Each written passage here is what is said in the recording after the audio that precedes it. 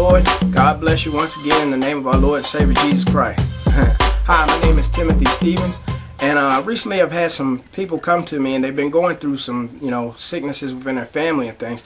So I want to take, the Lord has laid it on my heart basically to talk about affliction and healing today. So we're going to discuss affliction and healing, so let's just jump right into this. Turn with me to Deuteronomy chapter 28, and we're going to talk about the root causes of affliction and basically ways and what it takes to receive your healing. So turn with me to Deuteronomy chapter 28 verses 58 through 61. Okay, it says in verse 58, if thou wilt not observe to do all the words of this law that are written in this book, that thou mayest fear this glorious and fearful name, the Lord thy God, then the Lord will make thy plagues wonderful, and the plagues of thy seed, even great plagues, and of long continuances, and sore sicknesses, and of long continuance. Moreover, he will bring upon thee all the diseases of Egypt which thou wast afraid of, and they shall cleave unto thee. Also every sickness and every plague which is not written in the book of this law, them will the Lord bring upon thee until thou be destroyed. Okay, so as we see, God is not a play toy. All right, go with me to Galatians chapter 3. Galatians chapter 3 verse 10. For as many as are of the works of the law are under the curse. See, so if you're not in Christ, you're still under the works of the law. All right, and if you are under the works of the law, you're basically under the curse of the law, which is what that Deuteronomy 28 verses 58 through 61 was all about. Okay, so but it says verse 10, for as many as are of the works of the law are under the curse. For it is written, cursed is everyone that continueth not in all things which are written in the book of the law to do them. But that no man is justified by the law in the sight of God, it is evident, for the just shall live by faith. Now remember, faith is very important in all of this. Okay, and the law is not of faith, but the man that doeth them shall live in them. Christ hath redeemed us from the curse of the law. So part of your sickness, if you are in sin, you need to get in Christ to get that sin removed, so you can be forgiven, so that you will be redeemed from the curse of the law. Okay, it says Christ has redeemed us from the curse of the law, being made a curse for us. For it is written, cursed is everyone that hangeth on a tree, that the blessing of Abraham might come on the Gentiles through Jesus Christ, that we might receive the promise of the Spirit through faith. And the part of the blessings was for you to be in good health. Okay, all right, now I want you to go with me to Mark chapter 2 verses 2 through 12, and I'm going to give you an example of what I'm talking about here. Mark chapter 2 verses 2 through 12, and I want to show you how sin can be the cause of sickness. All right, and why how faith in Christ will remove that sin, which will basically remove the sickness. And it says, and straightway many were gathered together, insomuch that there was no room to receive them, no, not so much as about the door. And he preached the word unto them.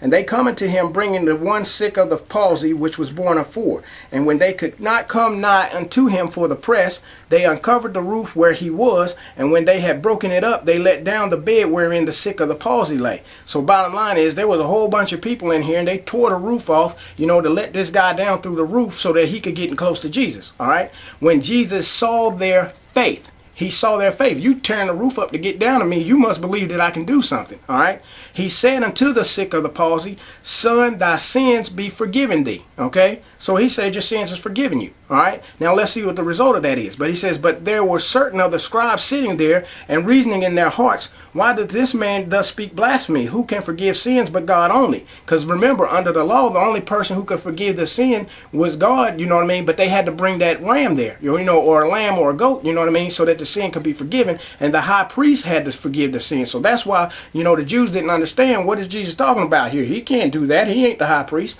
All right, but immediately when Jesus perceived in his spirit that they so reasoned within themselves, he said unto them, why reason you these things in your hearts? Whether is it easier to say to the sick of the palsy, thy sins be forgiven thee, or to say, arise and take up thy bed and walk? But that you may know that the Son of Man hath power on earth to forgive sins, he saith to the sick of the palsy, I say unto thee, arise and take up thy bed and go thy way into thine house. So basically he told him, if your sin is forgiven, the sickness has to leave. Why? Because you are no longer under the curse of the law, meaning those judgments can't be on you. Okay, so that's why we have to confess our sins. So if a person has not gotten in Christ, you know what I mean, one of their causes for that affliction can be sin or unrepented sin. All right, second point that I want to address is the glory of God. Okay, you know, another root cause of affliction can be glory of God, because of course now you say, well, what about people who are Christians and they go through everything? Okay, so let's go to John chapter 9 verses 1 through 3. Okay, John chapter 9 verse 1 through 3. And as Jesus passed by, he saw a man which was blind from his birth. Okay, so this guy had been blind the whole time. And his disciples asked him, saying, Master, who did sin, this man or his parents, that he was born blind? So they understood affliction is the root cause of affliction is sin. Okay, so they said, well, who did sin? Jesus answered, neither hath this man sinned, nor his parents, but that the works of God should be made manifest in him. So he said, it ain't the cause of sin. So you see, sin is not always the cause of the affliction. It can be for the works of God to be made manifest, or God is going to show his power in this situation. All right. He says, I must work the works of him that sent me while it is day. The night cometh when no man can work. As long as I am in the world, I am the light of the world. So this thing was about, you know, this sickness was just purely, this blindness was purely so that people could know who Jesus Christ was on the earth. All right. Now let me give you another example of that. Go with me to John chapter 11. Now a certain man was sick named Lazarus of Bethany, the town of Mary and her sister Martha. It was that Mary which anointed the Lord with ointment and wiped his feet with her hair, whose brother Lazarus was sick. All right. Therefore his sister sent unto him, saying, Lord, behold, he whom thou lovest is sick. When Jesus heard that, he saith, this sickness is not unto death, but for the glory of God. So the sickness was about the glory of God. All right. That the Son of God might be glorified thereby, so that people would know that there's power in Jesus. Right. Okay. Now Jesus loved Martha and her sister Lazarus. And Lazarus. When he had heard, therefore, that he was sick, he abode 2 days still in the same place where he was. So he didn't get up and move, okay, because he knew that this was for the glory of God. So Jesus sat still for 2 days. Why? Because he wanted, you know, this was to glorify God. This was to show God's power. So basically, Lazarus, you know what I mean, it wasn't because he had sinned or anything. This was that God was going to show his power in this by raising Lazarus up. So needless to say, as you go through this, he told him in verse 26, he says, and whoever liveth and believeth in me shall never die. Believest thou this? So he's talking about faith. Why? Because this was something that was going to happen that was going to make everybody around there believe. Okay? So that's why when we say some of the root causes of affliction can be for God to be glorified in that situation. Okay? Now, there's two things that it takes to receive the promises of God. We got to learn to believe in his promise. So how do we receive those promises? Go with me to Hebrews 6 and 12, because there's two things that are required for one to receive the promises of God. And I want to show you this. Okay. Hebrews 6 and 12 says, that you be not slothful, but followers of them who through faith and patience inherit the promises. In order to inherit the promises of God, you got to have faith and you got to have patience.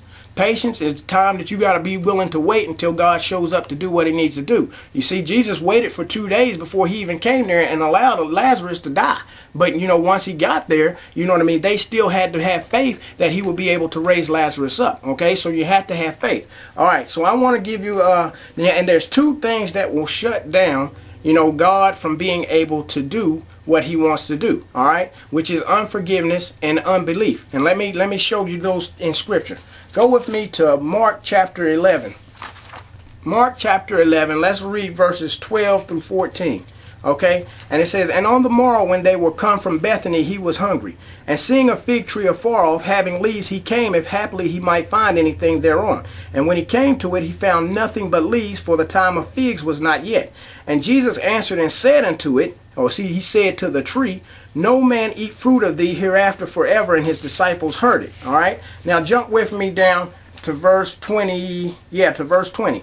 And in the morning, as they passed by, they saw the fig tree dried up from the roots. And Peter, calling to remembrance, saith unto him, Master, behold, the fig tree which thou cursest is withered away. And Jesus answering said unto them, have faith in God. So he's going to explain to us what faith in God is about. All right, he says, for verily I say unto you that whosoever shall say unto this mountain, Be thou removed and be thou cast into the sea, and shall not doubt in his heart. You can't doubt, but shall believe that those things which he saith shall come to pass. He shall have what he saith. All right? You have what you say. You got to say it to have it. Okay?